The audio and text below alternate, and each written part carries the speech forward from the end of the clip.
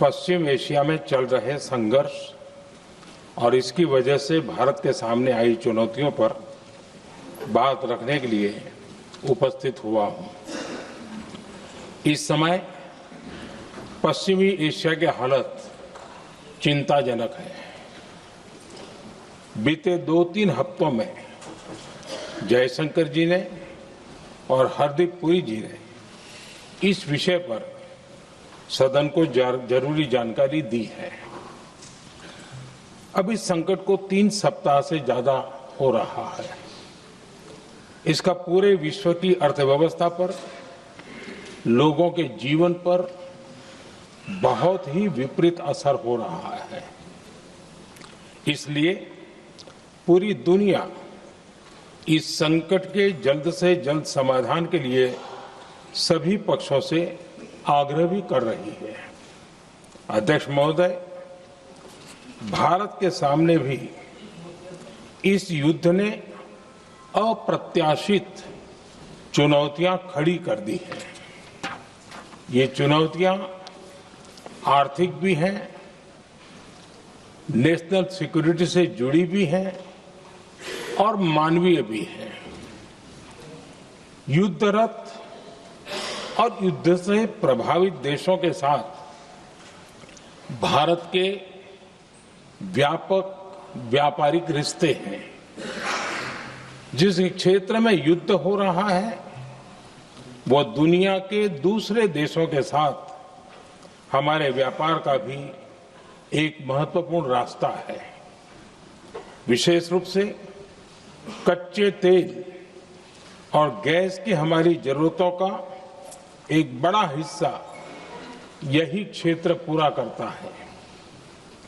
हमारे लिए ये रीजन एक और कारण से भी अहम है। लगभग 1 करोड़ भारतीय खाड़ी देशों में रहते हैं और वहां काम करते हैं। वहां समंदर में जो कमर्शियल शिप चलते हैं उनमें भारतीय क्रू मेंबर्स की संख्या भी बहुत अधिक है। ऐसे अलग अलग कारणों के चलते भारत की चिंताएं स्वाभाविक रूप से अधिक है। इसलिए ये आवश्यक है कि भारत की संसद से इस संकट को लेकर एक मत और एकजुट आवाज दुनिया में जाए।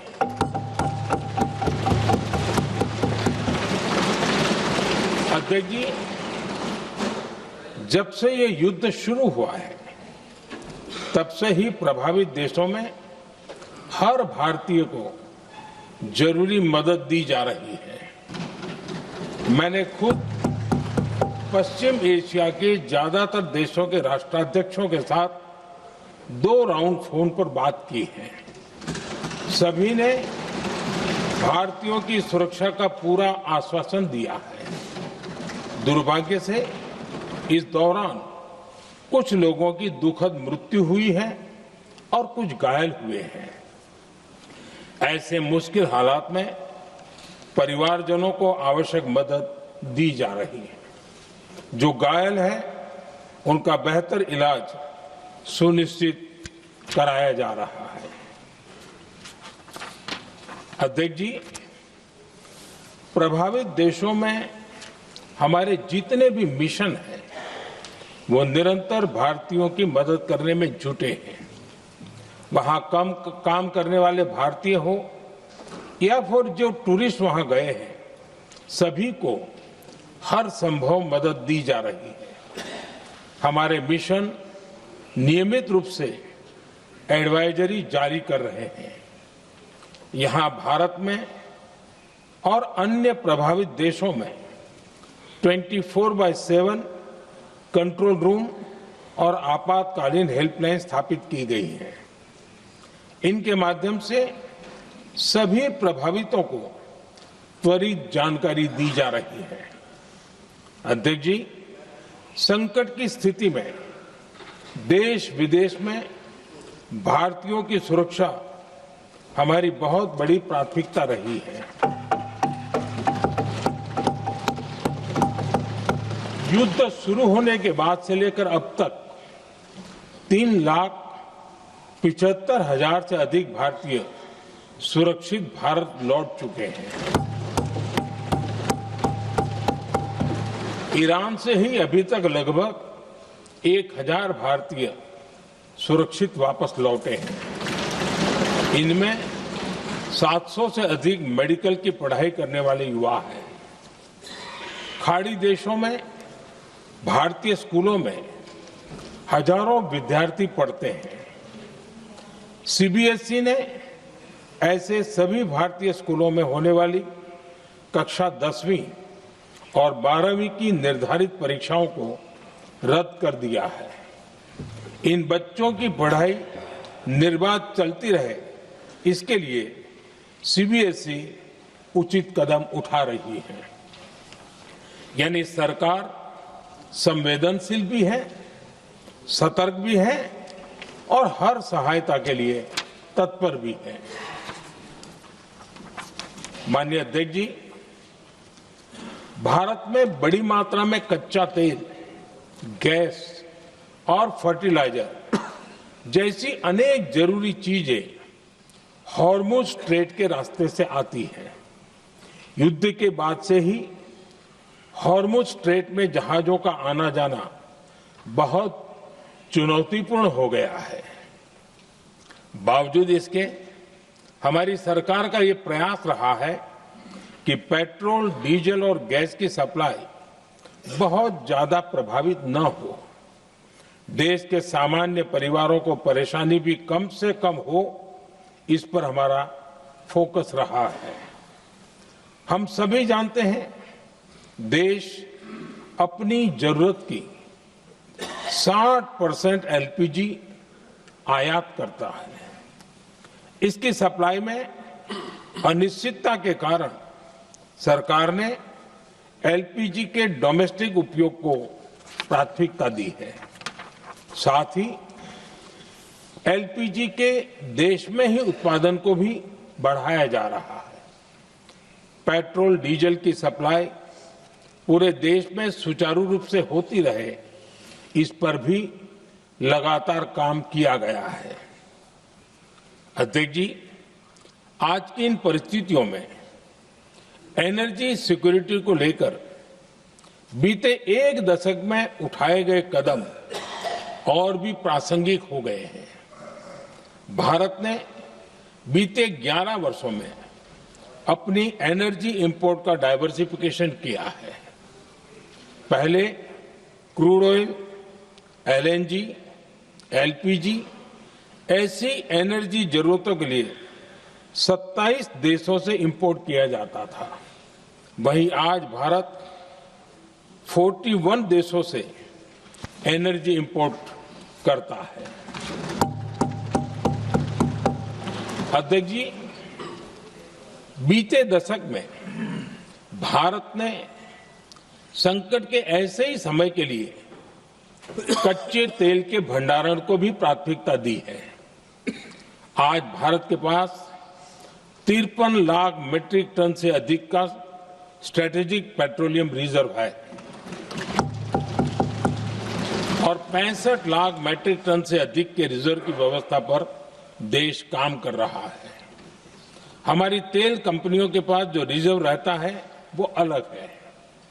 बीते 11 वर्षों में हमारी रिफाइनिंग कैपेसिटी में भी उल्लेखनीय वृद्धि हुई है। अध्यक्ष जी, सरकार अलग अलग देशों के सप्लायर्स के साथ भी लगातार संपर्क में है। प्रयास ये है कि जहां से संभव हो वहां से तेल और गैस की सप्लाई होती रहे। भारत सरकार गल्फ और आसपास के शिपिंग रूट्स पर निरंतर नजर बनाए हुए है। हमारा प्रयास है कि तेल हो, गैस हो, फर्टिलाइजर हो, ऐसे हर जरूरी सामान से जुड़े जहाज भारत तक सुरक्षित पहुंचे। हम अपने सभी वैश्विक सहयोगियों के साथ निरंतर संवाद कर रहे हैं ताकि हमारे मैरीटाइम कॉरिडोर सुरक्षित रहे। ऐसे प्रयासों के कारण बीते दिनों हॉर्मुज स्ट्रेट में फंसे हमारे कई जहाज भारत आए भी हैं। अध्यक्ष जी, संकट के इस समय में देश की एक और तैयारी भी बहुत काम आ रही है।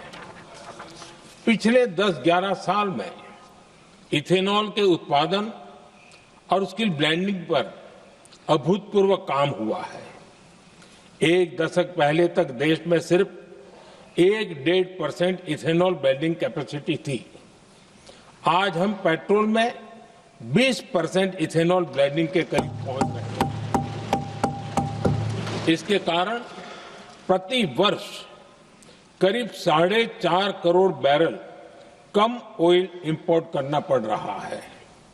ऐसे ही रेलवे के बिजलीकरण से भी बहुत बड़ा फायदा हो रहा है। अगर रेलवे का इतना बिजलीकरण न होता तो हर साल करीब 180 करोड़ लीटर डीजल अतिरिक्त लगता। ऐसे ही हमने मेट्रो का नेटवर्क बढ़ाया है। 2014 में जहां देश में मेट्रो नेटवर्क 250 किलोमीटर से भी कम था, आज ये बढ़कर करीब 1100 किलोमीटर हो गया है। हमने इलेक्ट्रिक मोबिलिटी पर बहुत अधिक बल दिया। केंद्र सरकार ने राज्यों को 15,000 इलेक्ट्रिक बसें चलाने के लिए दी है। आज जिस स्केल पर वैकल्पिक ईंधन पर काम हो रहा है, उससे भारत का भविष्य और सुरक्षित होगा।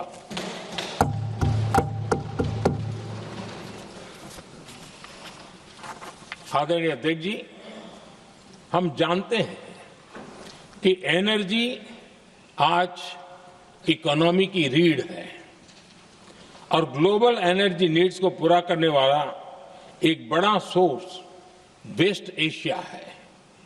स्वाभाविक है कि दुनिया भर की अर्थव्यवस्था वर्तमान संकट से प्रभावित हो रही है और भारत पर इसका कम से कम दुष्प्रभाव हो, इसके लिए निरंतर प्रयास किए जा रहे हैं।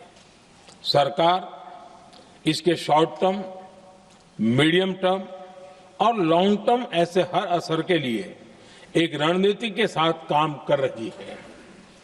आज भारत की इकोनॉमी के फंडामेंटल्स मजबूत है। इससे भी देश को बहुत मदद मिली है।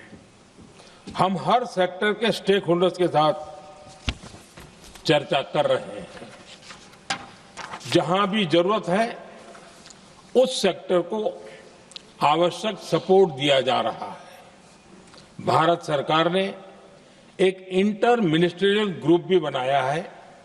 ये ग्रुप हर रोज मिलता है और हमारे इंपोर्ट एक्सपोर्ट में आने वाली हर दिक्कत का आकलन करता है और ये ग्रुप आवश्यक समाधान पर भी निरंतर काम करता है।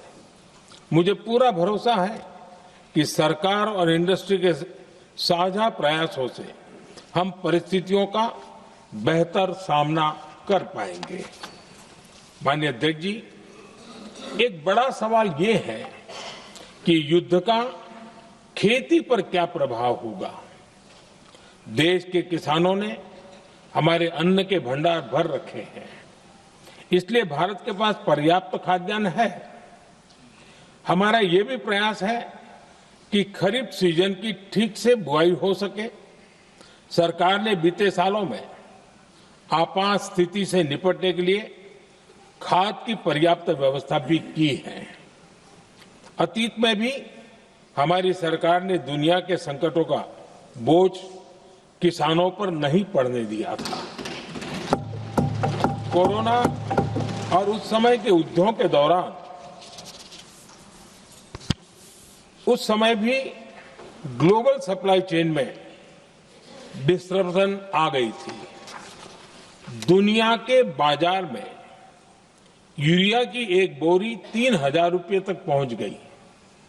लेकिन भारत के किसानों को वही बोरी 300 रुपए से भी कम कीमत में उपलब्ध कराई गई।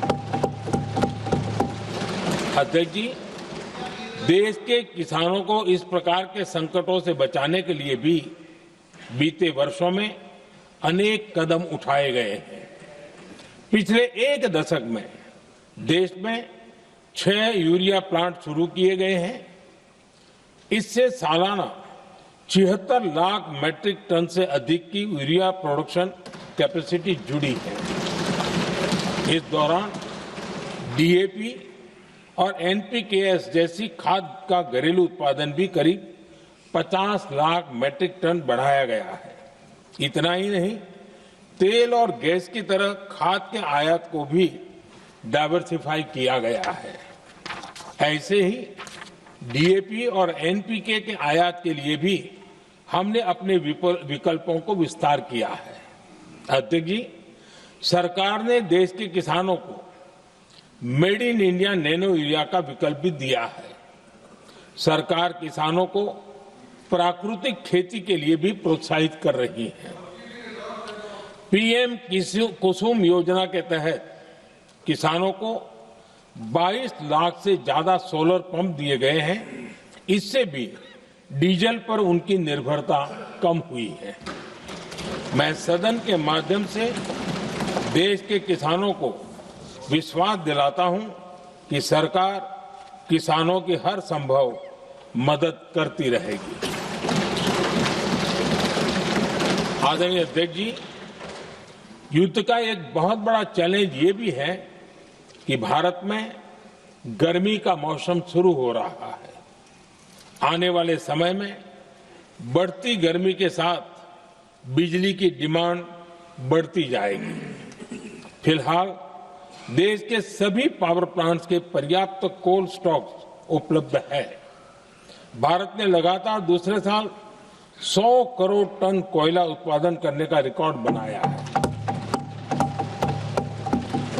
पावर जनरेशन से लेकर पावर सप्लाई तक के हमारे सभी सिस्टम की निरंतर मॉनिटरिंग भी की जा रही है और सरकार की तैयारियां उसको रिन्यूएबल एनर्जी से भी मदद मिली है। बीते दशक में रिन्यूएबल एनर्जी की तरफ देश ने बड़े कदम उठाए हैं। आज हमारी total install power generation capacity का आधा हिस्सा रिन्यूएबल सोर्स से आता है। हमारी कुल रिन्यूएबल क्षमता आज 250 गीगावाट के ऐतिहासिक आंकड़े को पार कर गई है। बीते 11 वर्षों में देश ने अपनी सोलर पावर कैपेसिटी करीब 3 गीगावाट से बढ़ाकर 140 गीगावाट तक पहुंचाई है। बीते वर्षों में देश में करीब 40 लाख रूफटॉप सोलर लगे हैं। इसमें पीएम सूर्यघर मुफ्त बिजली योजना से भी लोगों को काफी मदद मिली है। गोवर्धन योजना के तहत देश में आज 200 कॉम्प्रेस्ड बायोगैस प्लांट भी काम करना शुरू कर चुके हैं। ये सारे प्रयास आज देश के बहुत काम आ रहे हैं। सरकार ने भविष्य की तैयारी और बढ़ाते हुए शांति एक्ट माध्यम से देश में न्यूक्लियर एनर्जी के उत्पादन को भी प्रोत्साहित किया है। कुछ ही दिन पहले small hydro power development scheme को भी हरी झंडी दी गई है, जिससे अगले 5 वर्षों में 1500 मेगावाट नई हाइड्रो पावर कैपेसिटी जोड़ी जाएगी। आदरणीय अध्यक्ष जी, जहां तक डिप्लोमेसी की बात है, भारत की भूमिका स्पष्ट है। शुरुआत से ही हमने इस संघर्ष को लेकर अपनी गहरी चिंता व्यक्त की है। मैंने स्वयं भी पश्चिम एशिया की सभी संबंधित नेताओं से बातचीत की है। मैंने सभी से तनाव को कम करने और इस संघर्ष को खत्म करने का आग्रह किया है। भारत ने नागरिकों, एनर्जी और ट्रांसपोर्ट से जुड़े इंफ्रास्ट्रक्चर पर हमलों का विरोध किया है। कमर्शियल जहाजों पर हमला और हॉर्मुज स्ट्रेट जैसे अंतर्राष्ट्रीय जलमार्ग में रुकावट अस्वीकार्य है। भारत डिप्लोमेसी के जरिए युद्ध के इस माहौल में भी भारतीय जहाजों के सुरक्षित आवागमन के लिए निरंतर प्रयास कर रहा है। अध्यक्ष महोदय, भारत हमेशा से ही मानवता के हित में और शांति के पक्ष में अपनी आवाज उठाता रहा है। मैं फिर कहूंगा कि बातचीत और कूटनीति ही इस समस्या का समाधान है। हमारे हर प्रयास तनाव को कम करने, इस संघर्ष को समाप्त करने के लिए है। इस युद्ध में किसी के भी जीवन पर संकट मानवता के हित में नहीं है। इसलिए भारत का प्रयास सभी पक्षों को जल्द से जल्द शांतिपूर्ण समाधान के लिए प्रोत्साहित करने का है। अध्यक्ष जी, जब ऐसे संकट आते हैं तो कुछ तत्व इसका गलत फायदा उठाने की कोशिश भी करते हैं। इसलिए कानून व्यवस्था सुनिश्चित करने वाली सभी एजेंसियों को अलर्ट पर रखा गया है। कोस्टल सिक्योरिटी हो, बॉर्डर सिक्योरिटी हो, साइबर सिक्योरिटी हो, स्ट्रेटेजिक इंस्टॉलेशंस हो, सबकी सुरक्षा को और मजबूत किया जा रहा है। अध्यक्ष जी, इस युद्ध के कारण दुनिया में जो कठिन हालात बने हैं, उनका प्रभाव लंबे समय तक बने रहने की आशंका है। इसलिए हमें तैयार रहना होगा, हमें एकजुट रहना होगा।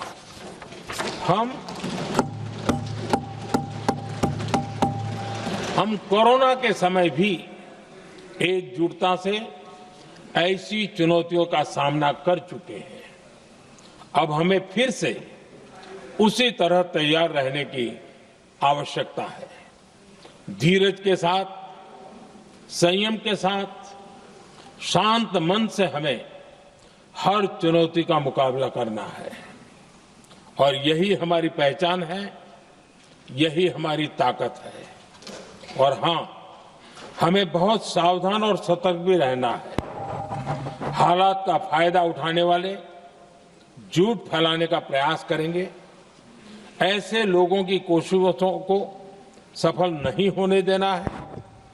मैं देश की सभी राज्य सरकारों से भी इस सदन के माध्यम से आग्रह करूंगा, ऐसे समय में कालाबाजारी करने वाले, जमाखोरी करने वाले एक्टिव हो जाते हैं।